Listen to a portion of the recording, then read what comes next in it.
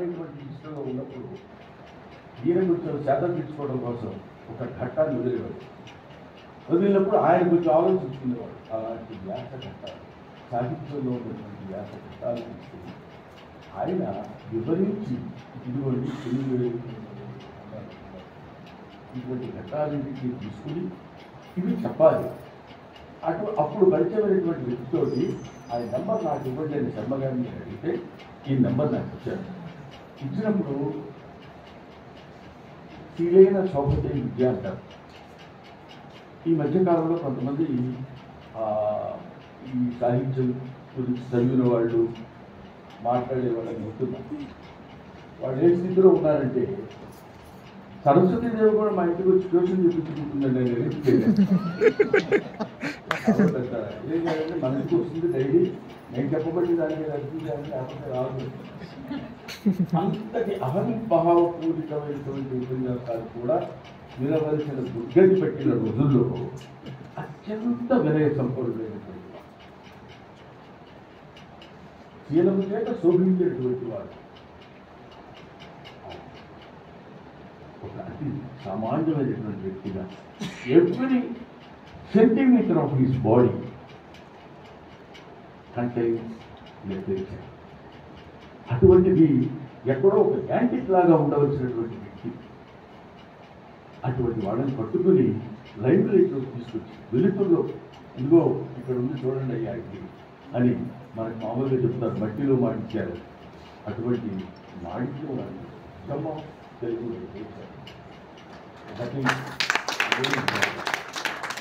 వాళ్ళ అమ్మా నాన్నలు చాలా తప్పుగా పెట్టారు అతని పేరు మురళీధరరావు అని. మురళీధరుడు అంటే ఎలా ఉండదో తెలుసు కదా, ఏంటో పాపం.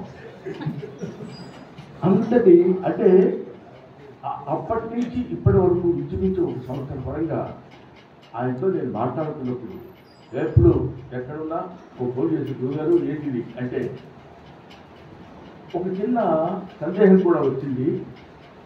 ఎదుటి మనిషి నొప్పించి మాట్లాడేటువంటి మనసుతో ఉన్నవాడు కాదు. మీరేం తెలియదండి అన్నాం అనుకోండి, అవునండి అందరికీ అన్ని తెలియాల్సిన విషయాలు ఉండవు కదా అంటే నాకేం తెలియదంటేనే ఆయన ఒప్పుకోడు. అందరికీ అన్ని తెలియాల్సిన అవసరం ఏం లేదంటే మనకు చూడక ఇలాంటివన్నీ అందంగా చెప్పదగినటువంటి ఇలాంటి విహారీ గారు చెప్పినట్టు అక్కడ ఆ వ్యాస ఘట్టాలు నిజంగా చెప్పాలంటే నేను చదివే కొంత అంటే అర్థం చేసుకోవడానికి కూడా ఇతర కర్మ ఫలాన్ని యాదృచ్ఛయి సరిచే లిఖితాన్ని సహించుకున్నా అరసికేషు కవిత్వనే వీడనం నాలాంటి వాడికి కవిత్వం వీడన చేసేటువంటి తెలిసి మాలిక మాలిక మాలిక చెప్పినట్టు అది అర్థం చేసుకోవడానికి ఇందాక విశ్వనాథ్ గారికి తెలుసండి. పాషాణ పాత ప్రభు అని అన్నారని విశ్వనాథ్ గారికి చెప్తుంటారు. అందువల్ల అలా కాకుండా ఏదో చెప్పాలనేటువంటి తాపత్రయాన్ని ఆయన దగ్గర దాకా మనం వెళ్ళలేకపోతున్నాం. నేను వెళ్ళలేకపోయాను. కొంతమంది వెళ్ళేవాళ్ళు వెళ్ళుండొచ్చు ఆయన దగ్గర, ఆయన సాగిపోతున్నట్టు. ఆ తర్వాత చివరిలో 4 వ్యాసాలని చెప్పారు. అది ఆ కళానికి కొంత దయార్ద్రమైనటువంటి హృదయం ఉంటే తప్ప నల్లని వాడు, పద్మనయనంబుల వాడు, కృపారసము పైచెల్లేడి వాడు అని. కృప అనేటువంటి రసాన్ని, దయ అనేటువంటి రసాన్ని, దాన్ని ఒక జలం కింద చెప్పినటువంటి కొమ్మెడ పోతన కృపారసాన్ని పైచెల్లేటి వాడు.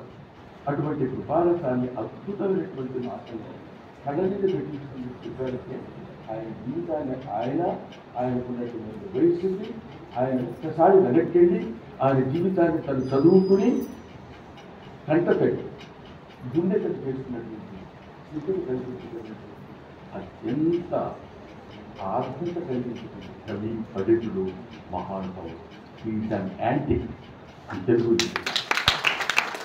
ఇలాంటి వాళ్ళని మనం ఇప్పుడు ఏం చేసి మనం వాళ్ళ తీసుకోగలం. ఆ పుస్తకం యావత్ జీవితాన్ని అంటే ఎంతకాలం ఆ పుస్తకం గురించి రాశారు ఆయనకే తెలియాలి. ఎవరి గురించి ఈ పుస్తకాలు వాడ రవీంద్ర భారతిలో మనం చదవబెట్టి మన గురించి చాలామంది గొప్పగా మాట్లాడతారు, అందుకని మనం ఈ పుస్తకం రాద్దామని రాయలే. రమణ మహర్షి అవుదామని అలా అయ్యాడంటే ఈ పుస్తకం ఆయన రాసి దీని యొక్క బాగోగులు గొప్పతనాన్ని నలుగురికి తెలియపరుద్దామని రాయలే. ఆ పుస్తకం రాశాడు. ఆ పుస్తకం ఇవాళ యోగ్యత పొందింది, భవిష్యత్ తరాల వాళ్ళకు కూడా ఉపయోగపడాలి అనేటువంటి అభిప్రాయంతో ఆయన రచించినటువంటి ఆ పుస్తకం ఇవాళ కాదు, తరతరాలకి ఆయన ప్రచురించినటువంటి అప్పావేశ్వర వారి ప్రచురణలో ఇది తలమానికంగా ఉండిపోతుంది. ఎంత కష్టం! ఎప్పటి వాళ్ళు ఆ వృద్ధుల్లో శాసనాలను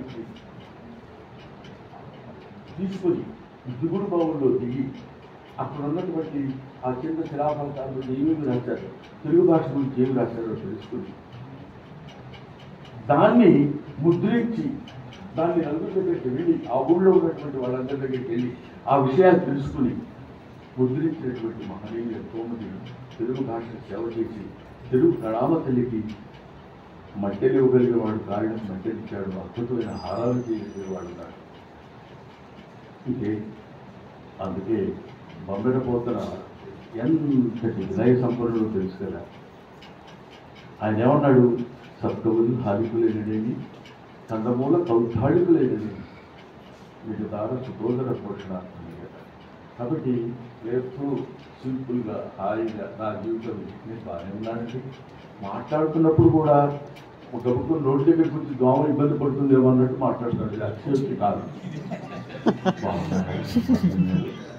అది ఒక రకమైనటువంటి శ్రావ్యమైనటువంటి గొంతుతో ఆయన పలకరింపు అంత హాయిగా ఉంటుంది.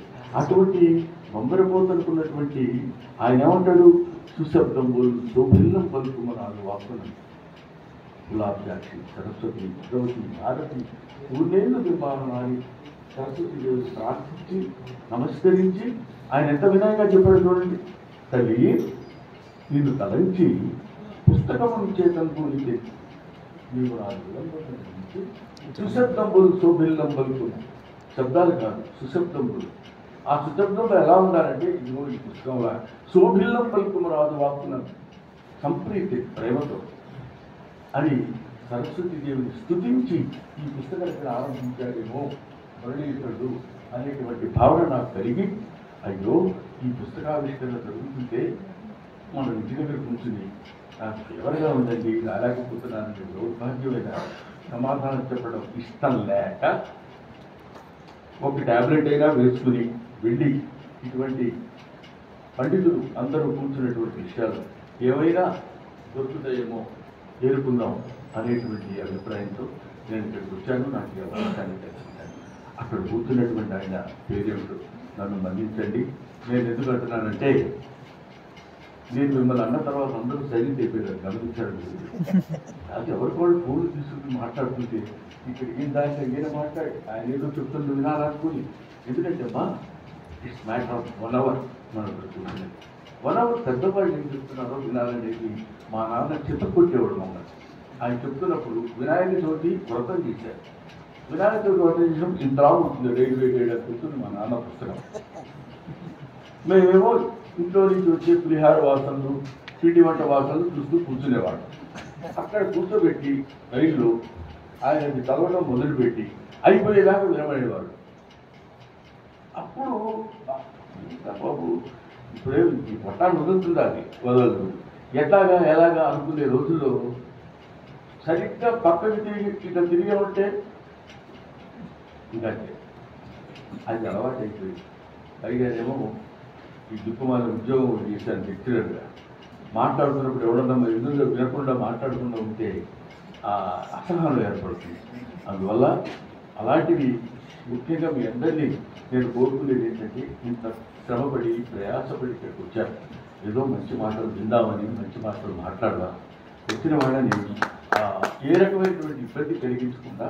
ఎందుకంటే చాలామంది ఈ మధ్య కూర్చున్నారు తెలుగు భాష పోతుంది, ఎవరు ఉంటుంది, ఆ కవిత్వం ఈ కవిత్వం. నేను అది కూడా చెప్తున్నాను. నాకు తెలిసినంత వరకు కవిత్వాన్ని ఇన్ని రకాలుగా విభజించిన వాళ్ళు మిగతా లాంగ్వేజ్లో ఉన్నారో తెలియదు కానీ నాకు మన లాంగ్వేజ్లోనే ఉన్నారు. దళిత కవి.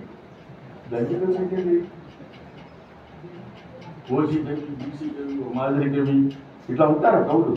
కవిత్వం ఒకటే ఉంటుంది, ఆర్టిస్ట్ ఒకటే ఉంటారు, కవిత్వం ఒకటే ఉంటుంది. ఆ సరస్వతిదేవి కవిత్వం అది ఎవరెవరికి ఏ ప్రాంతాల్లో ఎక్కడెక్కడ ఎంతెంత పెడుతుందో ఆ తల్లి ఇచ్చినటువంటి ఆ ప్రసాదాన్ని దోషంతో తీసుకుని మీకు అందిన వరకు మీ పేదలకు మీ జన్మకు చేస్తున్నటువంటి సుకృత భావం. అటువంటి దాన్ని నిర్మించేసి వాడి కవి, వీడియా కవి, అటువంటి కవి, ఈ కవిత్వం వచ్చాడు ఆ కవి ఎక్కడండి. అందువల్ల ఆయన ఏమన్నాడు, ఒకటే మాట చెప్పాడు. ఇందాక బిహారీ గారు చెప్తున్నప్పుడు వింటే ఒక మాట అన్నారు ఆయన, కళ్ళ వంటి నీళ్ళు వచ్చాయంటే. కళ్ళంటే నీళ్ళు ఎందుకు వస్తాయి అని మనం ఆలోచించినట్టయితే ఒకసారి పోతం దగ్గరికి మనం వెళ్తే కాటుక కట్టి నీళ్ళు తను బతుకుపోయినబడి ఎలా ఇచ్చాడు.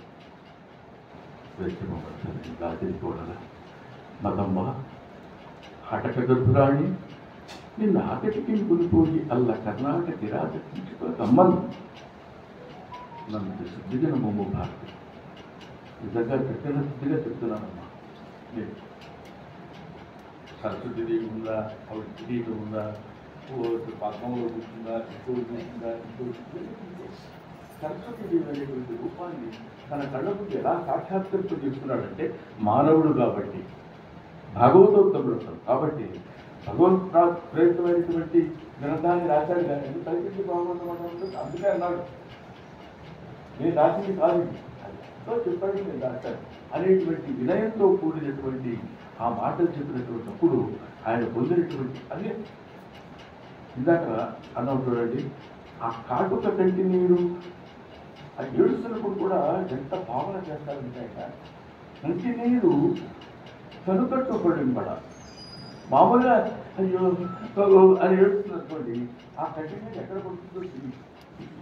ఆవిడ జడ పదార్థంలాగా అలా నిలబడి కోతను రాస్తున్నటువంటి గ్రంథాన్ని అలా తీసుకుని ఈ గ్రంథాన్ని తీసుకెళ్తారు అని అనేటువంటి భావన సరస్వతికి కలిగిందన్నప్పుడు నిస్తేజంగా ఉన్నటువంటి ఒక స్థాణువుగా ఉన్నటువంటి సరస్వతి యొక్క కాటుక కంటి నీరు తనుకట్టుపోయేవాడు కదలలేదు. ఆవిడ కదలకుండా ఉన్నప్పుడు ఆ తనుకట్టు మీద ఆ కంటి చుక్క పడినప్పుడు కలుపుమనిపించి బాధపడి శరీరంలో ఉన్నటువంటి పాంచభౌతికమైన ఈ శరీరంలో ఉన్నటువంటి ఆ రకమైన ఎమోషన్, ఆ ఉద్వేగానికి గురైనటువంటి వారు ఆయన రాస్తే ఈయన రాసినటువంటి ఆయనతో నేను పోల్చి ఎందుకు చెప్తున్నానంటే కొంతమందితో నిమ్మడిపోతాను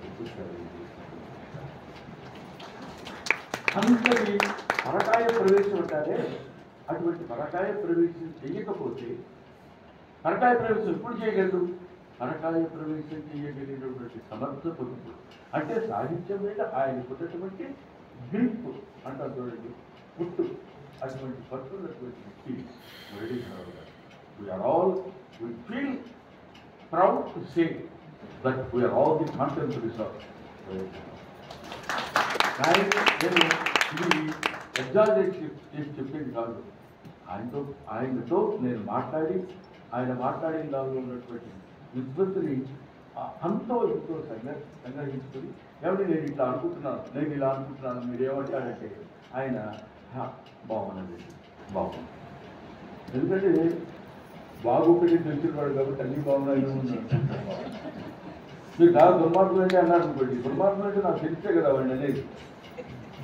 కాబట్టి అంతటి ఒక మంచి మనిషి, మంచి విద్వత్తు ఉన్నవాడు, మంచి పండితుడు, మంచి సాహితీవేత్త, అంతకు మించి ఇవన్నీ కలిపితే మురళీధరరావు తెచ్చినటువంటి దాన్ని ఆ గ్రైండర్లో వేస్తే వచ్చినటువంటి ఆ రూపం మురళీధరరావు అయితే ఆ వెన్న మొక్కని తీసుకొచ్చి పంచిపెట్టడానికి సిద్ధంగా ఉన్న ఆ వయో వృద్ధులు ఆయన ఆ మాట అనొచ్చో లేదో తెలియదు, అనొచ్చు కదండి, ఏం చేస్తాం మరి ఒప్పుకో తప్పదు.